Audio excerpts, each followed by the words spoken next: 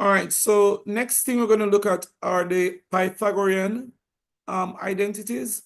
If you look to the right, you'll see them. Sine squared theta plus cos squared theta is equal to 1. That's the main one. Now, these are called the Pythagorean identities because they came specifically from Pythagoras' theorem. All right, so let us start here. Now, if theta is my reference angle, A would be opposite to theta, B would be adjacent to theta, and C would be the hypotenuse. So, the fact that A is opposite to theta, it means that the sine of theta is opposite A over the hypotenuse C. If I cross multiply, I'm going to get that A is equal to C sine theta. Similarly, the cosine of theta is adjacent B over hypotenuse C. If I cross multiply, I'm going to get B is equal to C cos theta. Now, this is Pythagoras' theorem.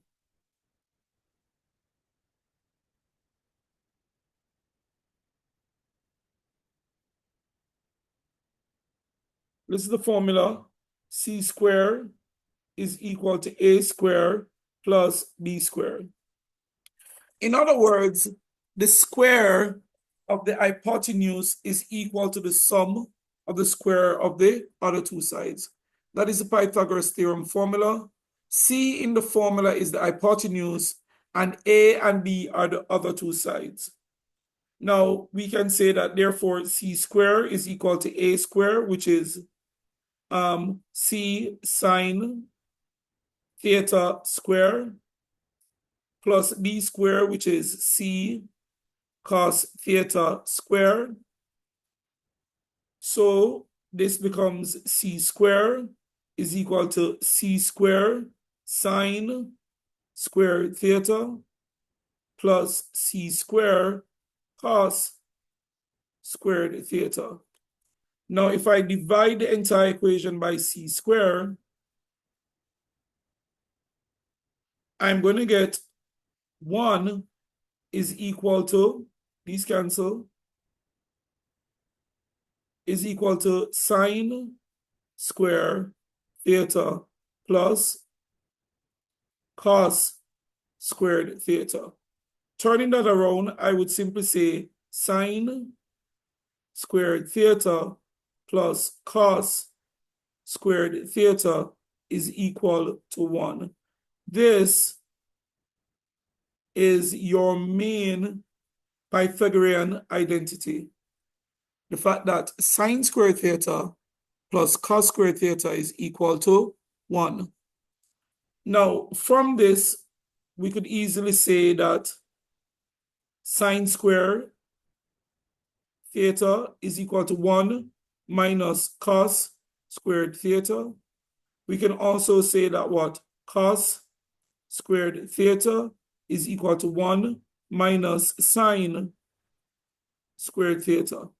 All of that coming from the Pythagorean identity. Now, let us use this to derive the others. Here we have a few. Let's use it to derive. So we have derived the first one already. Let's use the first one to derive the second and the third one. So starting with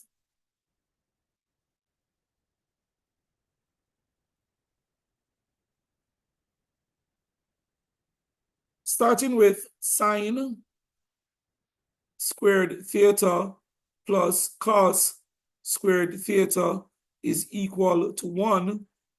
I'm going to divide the entire equation by cos squared theta.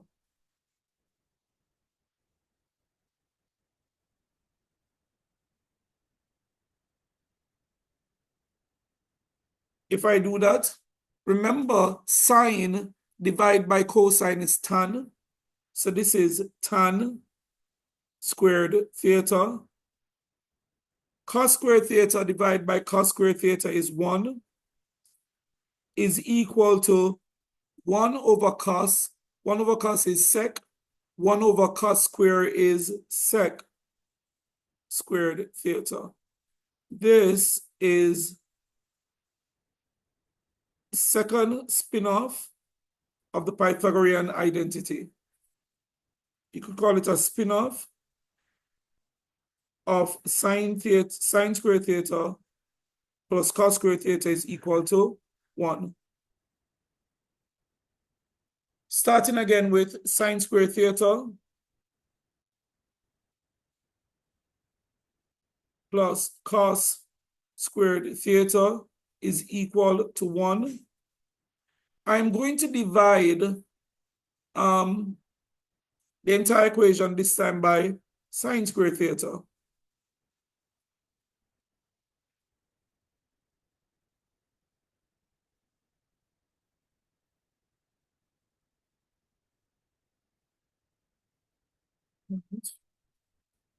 Well, I should have done something else before this. So I'm going to fix it.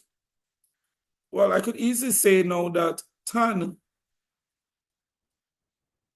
from here, that tan squared theta is equal to sec squared theta minus 1. I could also say that, well, so tan squared theta is equal to sec squared theta minus 1 is a spin-off from tan squared theta plus 1 is equal to sec squared theta. Now again, starting with sine squared theta plus cos squared theta is equal to 1, dividing the entire equation by sine squared theta.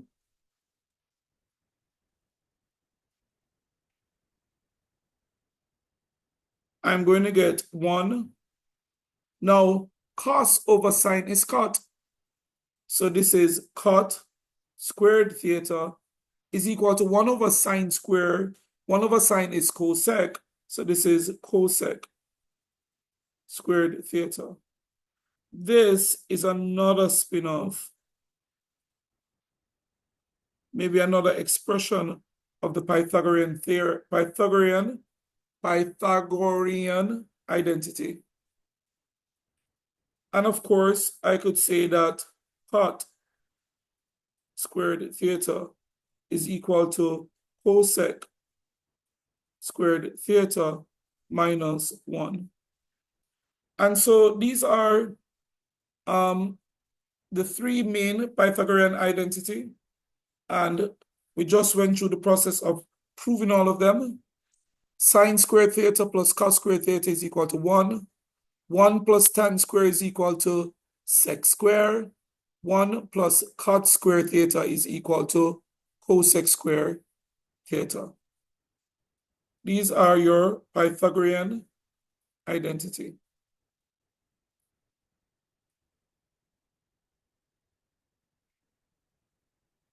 Just making it small so you can see all of them.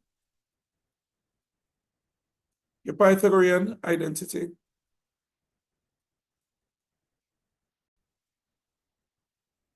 All right, so let's have a go now at example 13.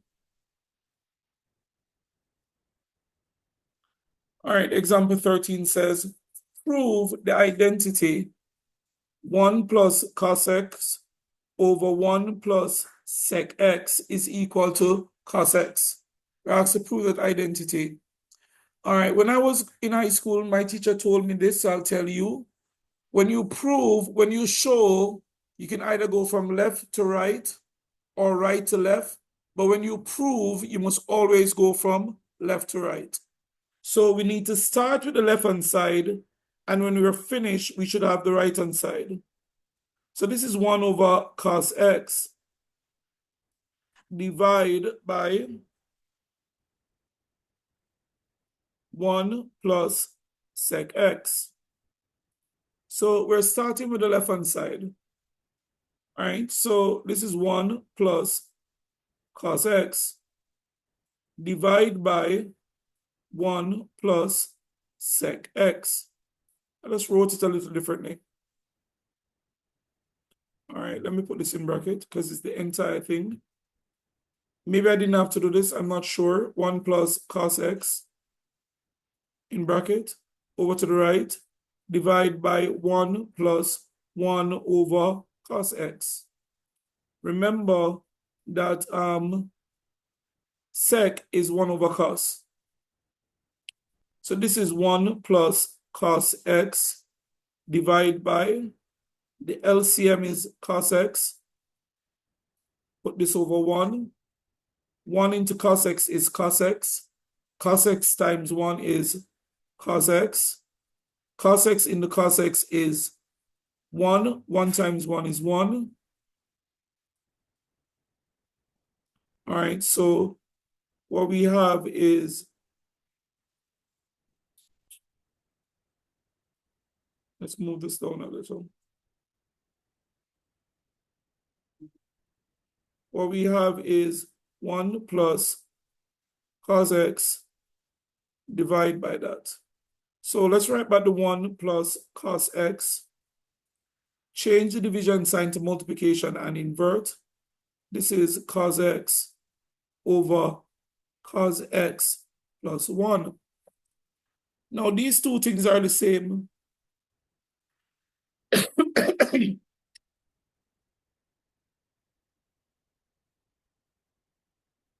1 plus cos x and cos x plus 1 is the same.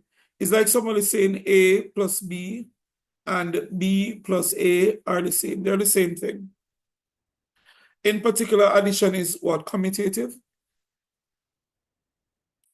All right, or the addition of numbers, real numbers, is commutative. So this cancels this, and the only thing we're left with is cos x. All right, guys, do example 14.